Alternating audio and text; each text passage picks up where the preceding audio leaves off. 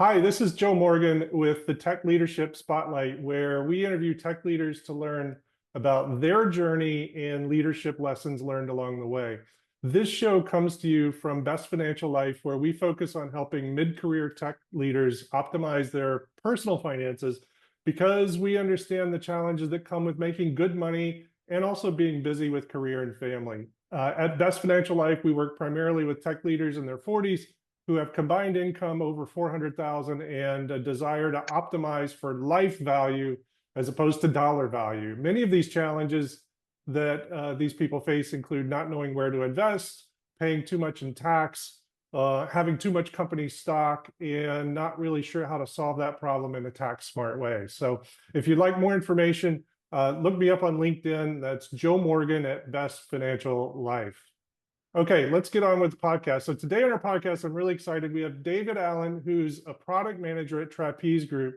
He's an experienced leader who specializes in applying common sense to product management. And why don't we just start there, David? Tell me, what does that mean, applying common sense to product management? So often in this world of product management, product managers will get an idea, whether it's AI or machine learning or whatever the latest trend is, and say, oh, we need our product to do that. The problem is if they don't understand the user who's using the software, they often will create something in a vacuum and completely miss the end goal. And where I came from is I've had a career of almost 30 years, both as a maintenance technician, as a manager, um, coincidentally enough, also as firefighter, paramedic. And the one thing I've learned over the years is the best laid plans, if not thought of in a practical application and using common sense, often completely miss the mark and are useless. Yeah, so focusing on customer success. So you're living in this world of technology and product management and creativity, but you got to bring it down to the consumer so it's practical and usable. Is that right? That's correct. I mean, and one of the things that myself and my lead designer have done, and when I got into this role at Trapeze, and they said, "Hey, meet Kevin. He's your lead designer." One of the first things I said was, "Okay, we're going to go spend 2 or 3 weeks with the customer and actually walk the railroad tracks with them, do the inspections with them, and understand what are they doing, what's the environment they're working in." Because just because we know they're using our technology doesn't understand the how they're using the technology, and that's often the piece that we're missing is, what's important to them. Is it the number of clicks? Sometimes there's environmental concerns that, you know especially like in dealing with the railroad, they simply can't use certain technology along the right of way due to the regulatory requirements from either the FRA or the FTA.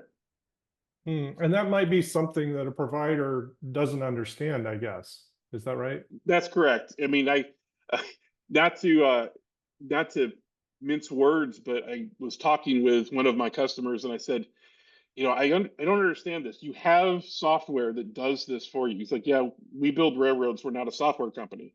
I said, okay. And then you pivoted and you're using a software provider now. Why haven't you talked to them? He goes, I've been doing this for 20 years.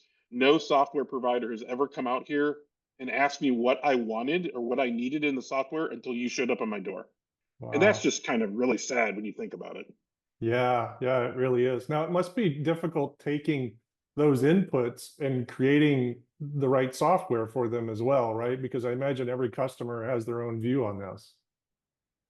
It can be, but what we try to focus on is what's the industrial challenge. So as an industry, we'll take inputs from multiple customers, and then what you find is there's all these overlaps, and they're all doing it slightly different, but there is a common theme or a common goal or a common regulatory, compliance issue that they have to meet, and that's what we focus on is building a product that meets the industry standards or commonality, but then can be tweaked and adjusted for our customers. I mean, that's the one thing Trapeze, I think, has always prided itself on is that we're so highly configurable that we can be configured to meet almost any customer's needs while maintaining the fact that we're going to meet regulatory compliance no matter which way you decide to go about doing it.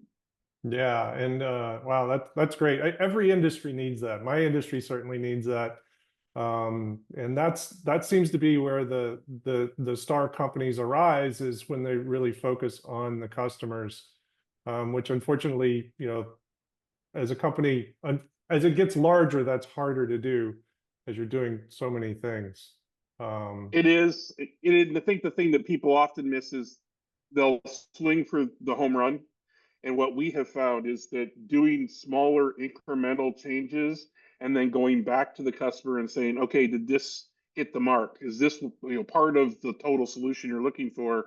And getting that constant feedback of, yes, you're going in the right direction, or no, we've kind of deviated off the path and we need to bring it back before we've invested hundreds if not thousands of man hours developing something. Yeah, yeah, that's great. That's terrific for efficiency and for everybody. So let's transition a little bit. Let's talk about leadership itself, because this is a podcast about leadership. And so here's a wide open question for you. What does leadership, the word leadership in the tech space, mean to you? Leadership to be in the tech space would mean listening to not only the users of the tech that we're doing, but the coworkers and the people who have spent time boots on the ground. Um, it's easy to lead if no one's following you, but if you want to make sure, if you're going to truly lead and you want people to follow you, you have to understand what their goals are and what Hmm. their needs are. Otherwise, again, you're just going to miss the mark. And pretty soon you look over your shoulder and you'll find that you're a leader of none. And so that means, so is that applied directly to customers, to teams, employees, partners? Like, how do you think about that? I've I've taken that principle and I'd like to think that I've applied that in all aspects. When I have direct reports, it's getting to know them, understanding, their family, that, what makes them happy. It's not always the dollar amount that's on the paycheck that makes them happy. Certain people, it's time off to spend with their family. It's, a flexible work schedule to be able to do the things that they need to do to maybe take care of a loved one or a child who's sick and dealing with a disease. I mean, I personally had a son who had type 1 or still has type 1 diabetes, and Hmm. it wasn't always easy to manage that. So, having the ability to say, no, I just need to take 4 hours and take him to the doctor today, that's important. But even with the customers, understanding what their needs are. So I'd like to think that I have truly developed relationships with the people, and it's through those relationships that you understand what their needs are. And then once you understand what their needs are from a leader standpoint, you're better. Yes, you always have to listen to the corporate mandates and so forth, but how you how you break that news or you send that corporate message to people should be dictated by an individual response. And I don't believe that news, good or bad, should be just shared blanketly with everybody. You need to have that personal touch and that personal mindset. So to get the personal touch and the mindset correct, what I hear you saying is that you have to really get to know the people that you're communicating to. Yes. And they're all different, right, in terms of how they think and all that. So do you have some sort of structure? Like, how do you think about communicating differently to this constituency or that constituency? A lot of the practices that I use, I think, are standard that anybody can be applied anywhere, in that it's active listening. You ask the question and then you actively listen. Um, I know one of the things that I have done personally, which now most of the people within our organization do when we were on the professional services side, is I'd often walk into a room and I'd set a tape recorder down and we'd have a meeting, and everybody would kind of look at me like, "What's the tape recorder for?" I'm like, I can't focus on the conversation and your answer if I'm actively trying to scribble notes in shorthand. Mm. If I can listen to what you're saying and have the tape recorder record everything, and I'll go back and pull what I need to off of it later, I can actively engage not only in the person that maybe I'm having a one-on-one conversation with, but I can pick up on the cues inside of a room of the two guys that are over in the corner going, "Man, that's never going to work." It's like, well, hold on. What do you mean it's never going to work? Let's get you into this conversation and understand. And it's that active listening process and truly being engaged in the conversation, not just asking a question for the sake of it. Yeah, I have to ask this question before we can move on. Yeah, yeah, that's great. It's these management skills are super important, and you know, I'm curious. Do you feel like that managers in general, or workers in general, are getting better at these skills, or worse at these skills, or what do you see going on? Personally, I think they're getting worse at these Yeah. skills. I think people are starting to rely a little too much on technology. Um, I'm one of the what I would call dinosaurs of the group. I came up through just hard work, dedication. I didn't get my college degree until I was, late in my 30s, Hmm. and it was, I worked as a technician, I worked as a, senior mechanic, I worked as a team lead, I worked as a manager, and I worked my way up through the process and understanding all the pain that I went through personally to get to a position to where I thought, oh yeah, I'll be able to make effective change because now I'm a manager, and then quickly learned that that wasn't the case either. But it was through that process, and I think what we're doing now is we're taking people and say, oh no, you have to have a college degree if you want to be in management. That's great. All that tells me is that you went somewhere, you spent your time, you got a degree, but you can't relate or apply real world applications that you've learned over your years to what you're trying to do. I mean, my kids have often said, well, Dad, I'd love to work for you. And I'm like, yeah, go put in 20 years, busting your knuckles and breaking your back. Then you can understand and relate to what I'm doing. Because until then, it's just a paper hanging on a wall, and you haven't walked a mile in a mechanic's shoes or somebody's shoes to understand what they're really dealing with. Yeah, so you really have to be there to understand it. The other thing, though, I think is, and tell me if you disagree, but I think companies in general just don't take management seriously.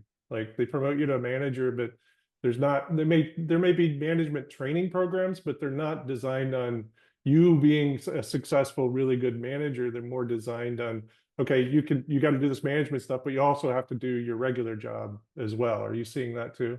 Yeah, I see that too. The other thing I see is it's a higher trend as of late, I think, and by late I mean the last 5 years, is that companies will take somebody who maybe they're a great developer or maybe they're a great, programmer, quality control person, and they'll say, you know what, I have this position as a development manager, and I need to fill that position. So I'm going to take my best engineer Yeah. and I'm going to apply them to management. They never asked the person if they wanted the job. And then you find out that they have no desire to be in management. They've never taken a management course in their life. And then what you do is the person gets into a burnout phase and they're like, forget it, I don't want it. So now the company's lost their best engineer and a development manager, and they've got nobody to fill this void that they've created, and they've done the damage to themselves. The other thing that I've noticed too is that a lot of companies will very quickly hire somebody based on a resume without the knowledge to back the resume up. So Mm. they get into this, oh, I've hired this person for $110,000 a year, but yet they can't do the job that I need them to do, even though the resume looked great. And now I've created this snowball effect of I keep hiring people at more and more money, but I'm not getting the return on the investment. Yeah, yeah. There's a lot of challenges that I don't think companies are standing up to today, and that causes turmoil in the marketplace. And we see that in tech today. The job market's really kind of in disarray. I'm curious, sort of switching over to that. What piece of advice would you give somebody to help future-proof themselves against a job loss? Because there's so many people out there in this space that are just going to work. I just talked to somebody yesterday who got laid off unexpectedly. It's just happening all over the place. But what can people do while they're working to help ease that transition should it happen to them? Yeah, that's a tough one because I've worked in some industries that I thought were future proof over the years, and I had a job at Waste Management, and I thought, oh, garbage, no one's ever going to Yeah. need to get rid of garbage, and then you find out that, oh wait, I just lost my job and I'm out the door along with 5,000 other people. It You have to stay current in your field and stay proficient. So I'm constantly taking courses, whether it be online or in a classroom somewhere or virtually, to understand, where is my role going, staying on top of, the things that I need to do, what's coming down, periodicals, groups on LinkedIn and so forth, staying in touch with other managers. Um, I don't think there's anything that can future proof. I worked for Roger Penske a long time ago, and when he owned the Kmart Auto Centers, everybody thought it was great. They'll never go out of business, and literally he closed Kmart Auto Centers down within a matter of a couple of weeks, just because he's like, no, we're just not going to go forward anymore. So no matter how safe you think you are, you're not safe is the Yeah. bottom line. So you constantly have to do self development and self improvement to make sure that your resume is up to date and current, and you're learning skills that can be applied in the industry that you're either working in or seeking to continue to grow in. That's really great. So it's all about it's not being selfish, but it's all about improving yourself. And it's not about trying to find the right position that's going to be quote unquote safe. So it's all about self-improvement. In my opinion, yes, because if you're taking the time to improve yourself, then you're going to be desired by people regardless of what direction you've necessarily taken. You can only stand on your merits of what you've done in the past for so long. The company, they're hiring you for what you're going to be able to do for them in the future. So the only way to future proof yourself is to stay current and make sure your worth is the value that the companies are seeking, which is through self development. Yeah, great. Kind of along those lines, just thinking about yourself and your career, if you could go back in time just 5 years, what advice would you give yourself 5 years ago? And it can't be, buy stocks because they're going to double, but something career oriented or leadership oriented. That's an interesting question. I've been very successful and very blessed over the last 5 years. So, I mean, I'd have to actually probably go back 10 years and say when I was in a transition period of my life, and um, don't give up before you've allowed the current trajectory to run its course. Mm. I gave up on something too quickly, and had I stayed the course a little longer, I look back and go, dang, I could have been in a totally different trajectory than where I'm at now, both personally and financially. Um, I think it's often, it's kind of self-preservation mode you get into, is like you see what you think is the writing on the wall, so to speak, and you want to jump ship and you start looking for escape plans. Part of that probably is my military training of always knowing where my outs are at, but I would say, hold true to yourself and to your trajectory, and make sure that you've let everything fully run its course before you jump out of the boat too quickly. That's great advice. Terrific. Well, thanks so much, David. I appreciate your vulnerability and openness in the conversation. It's really helpful for people to hear your experiences and what's going on. Just as a reminder, this is sponsored by Best Financial Life, where we help mid-career tech leaders with their personal finances. And if you want to know more about that, look me up on LinkedIn, Joe Morgan at Best Financial Life. Thanks for joining, David.